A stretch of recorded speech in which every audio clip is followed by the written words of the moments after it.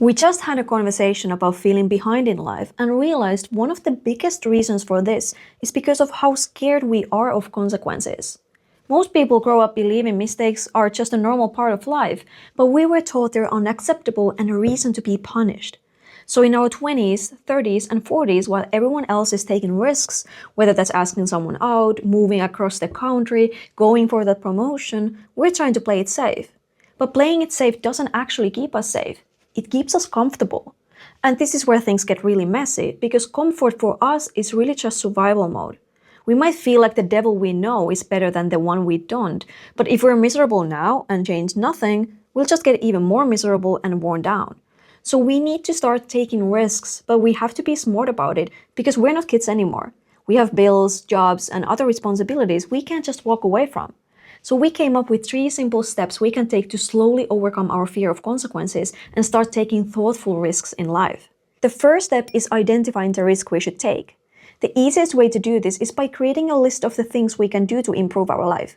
For example, I wrote down things like talk to a doctor about what planning for kids might look like, sign up for speech coaching so I can communicate more clearly, and get licensed to represent people in court since I already have a law degree.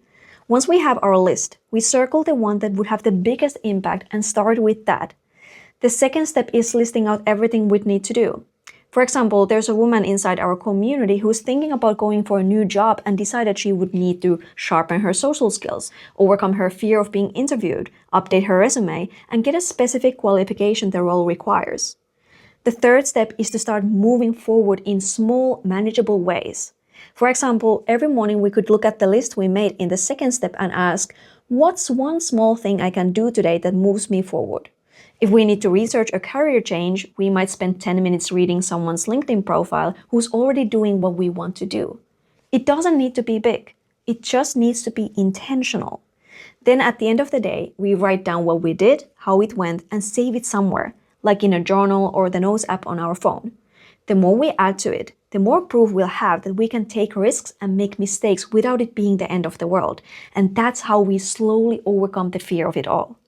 If you need help with anything I talked about today, my team and I host free sessions all week. There's a link you can use in the description to learn more. Thank you for being here with me. This was the Unfiltered Narcissistic Families Podcast.